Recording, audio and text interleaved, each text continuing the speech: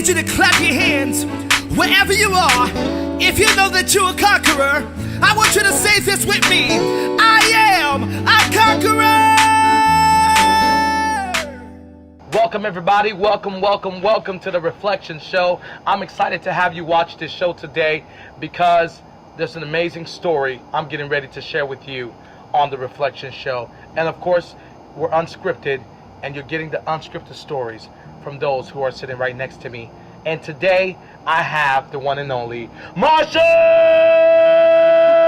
Elle. Hey guys. Marsha, how you doing? I'm so grateful to be here. I'm so happy to have you on the show.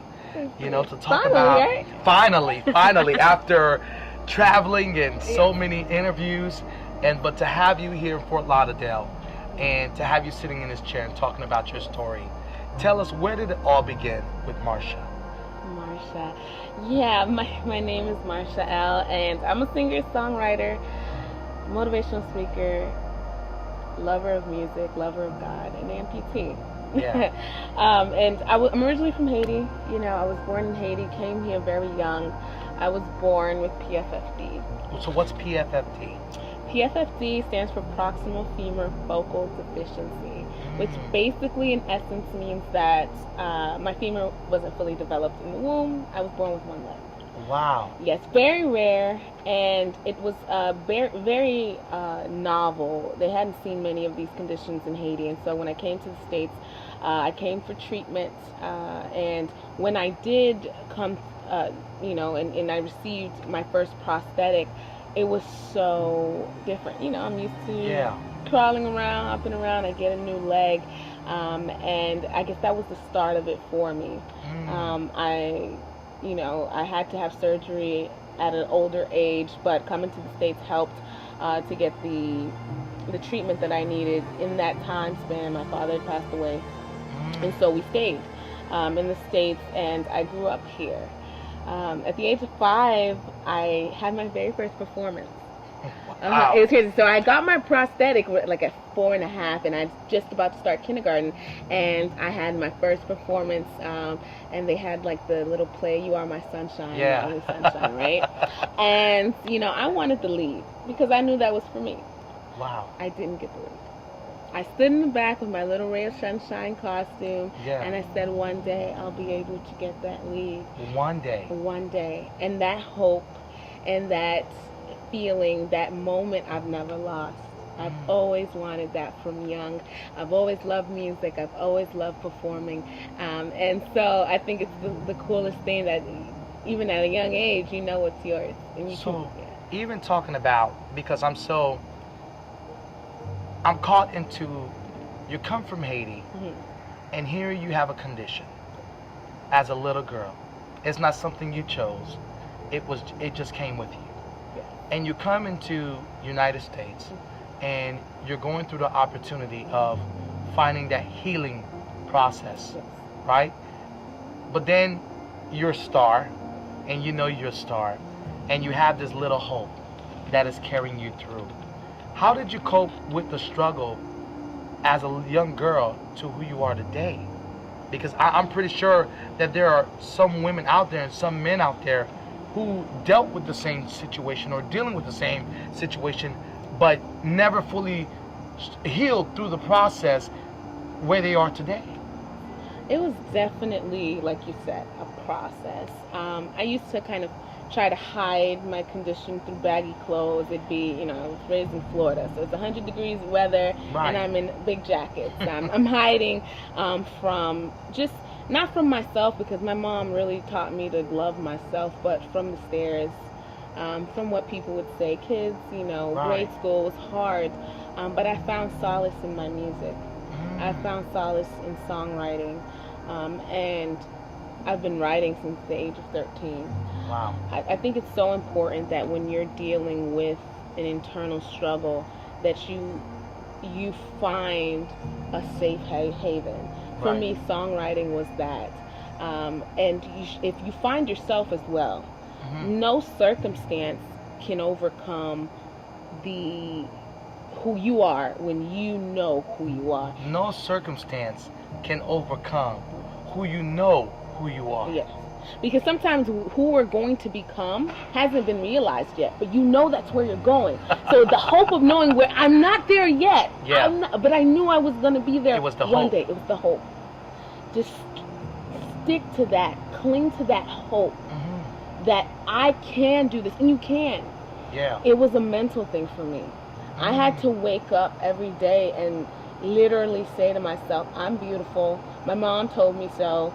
Yeah. 6 years old, 7-year-old, the bullies. I had to zone them out. Yeah. And focus on who I believed I could be. I'm a 90s baby. Wow. And I'm a 90s baby. You know what it's like to be in the 90s. Boys to Men is back again. That's me. I was gonna be on the stage bopping with everyone else regardless. Wow. Though I hadn't manifested into that person, I knew I would be there one day. That moment you cried. That moment you fell to the floor and you looked at yourself as a failure. You looked at yourself, you could no longer live. You battled with the inner of yourself because of your condition. Tell me about that moment when you cried. What went through Marsha's mind? So I had and you don't make me cry. I had a big day. It was a hard day, and I think I was about 12 and a half, maybe 13 years old. Yeah. And I had came from a service where I thought, I really wanted to be whole. I was going and I really just wanted my leg. I wanted to be normal.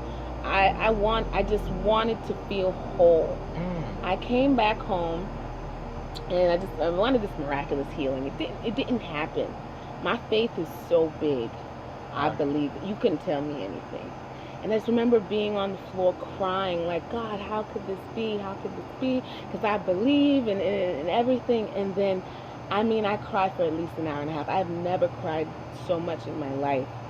And I just remember feeling a calm after I had stopped crying. And I just heard a voice and he said, well, this very thing is what's going to bring you there. This very thing is what's going to bring you there. I promise you. And my whole life is dedicated to that moment. Wow. Because I heard God that moment. He said, this very thing that you hate is what's going to bring you to the nations. Because they will then relate. This very thing is what I'm going to use to make you great. Wow. I promise you my whole life revolved around that moment because I had an encounter with my purpose. People live years and years and are waiting for that encounter. And I had that, thank God, so young. But at the age of 12, I knew that I can't hate this part of me anymore. I can't expect the world to love 3/4 of me. There's no way it's possible. And there's no way I can make anyone believe in me and in what I'm doing if I don't first believe in myself. If you don't first believe in yourself. And now that you are at the place of believing in yourself, that little girl, 12 years old, 13 years old, got up off that floor with all strength, with all knowing, and believed in herself. What were the words of affirmation from that point on you began to speak over your life? That every day is an opportunity a step closer. Keep the faith. Keep believing. You are beautiful. Embrace this. I turned into not just speaking the affirmation, but to actually live it. Yeah. I made sure that I stopped wearing those baggy clothes. I slowly but surely started to embrace other amputees. I met a group of amputees. Wow. And their community, their encouragement really helped me move forward in embracing myself. But I had to say it every day, like you said. Affirm myself that I'm beautiful, that I can do anything I set my mind to, that this is not a limitation, this is not a hindrance. You're going to be great. And to be great, because you said something that came to my attention. You found a community that not only they accepted you, but they were serving and they were dealing with the same conditions. So they knew how to serve you. They knew how to love you. How does that community continue to impact you now? Oh, I love them so much.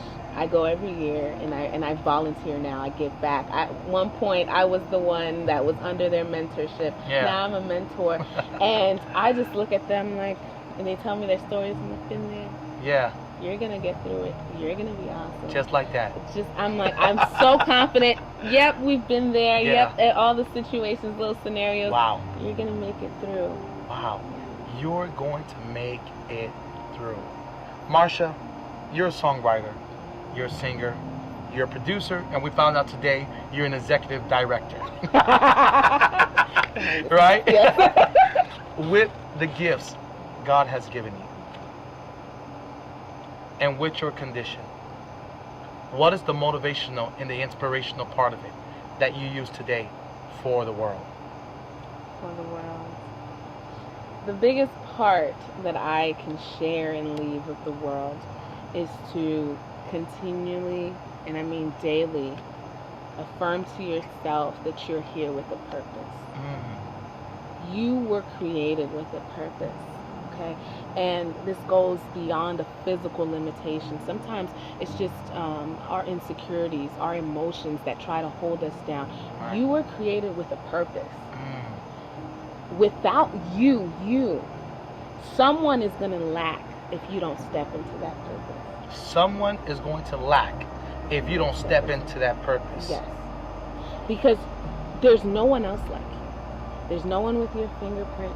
No one with your DNA. There's one person maybe in this world that needs to encounter you. That needs to maybe just give you a high five. Right. You are created for a purpose. Never let anything hold you down. Continue to strive. Be in the moment. Live in the moment. And be secure in knowing that this is not a mistake. I used to think it was a mistake. And it's not a mistake. Wow. You're not a mistake. You're purposefully made. You're beautiful. And you're whole. And that's what you express through your music. You know, listening to Champion, listening to David's song. I mean, and you got this new song, I Am Beautiful, coming out.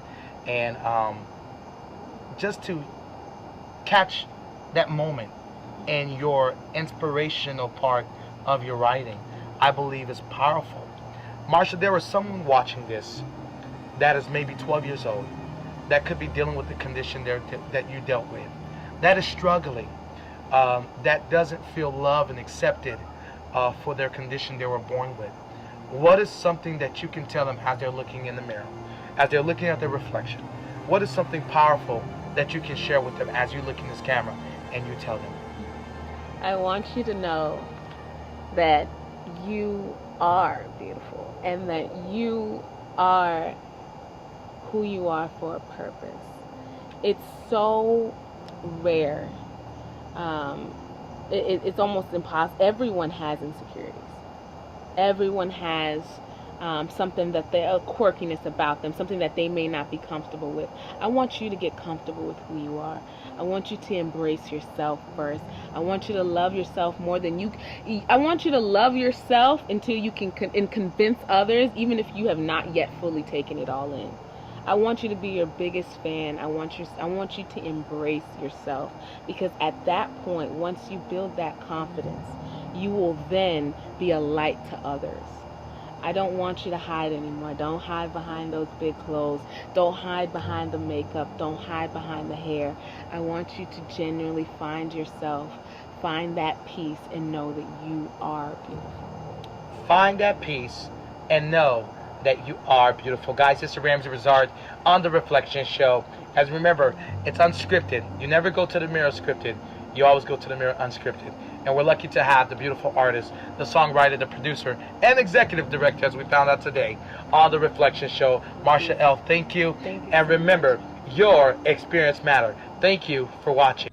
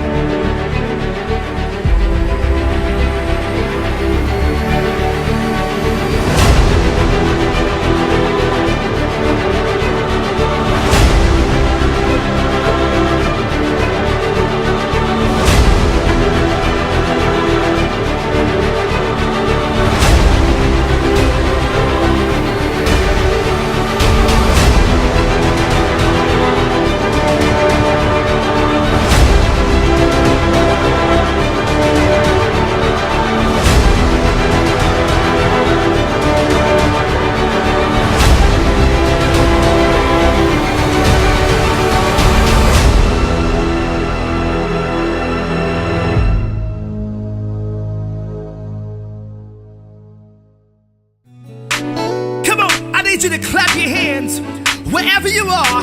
If you know that you're a conqueror, I want you to say this with me. I am a conqueror. I walk by faith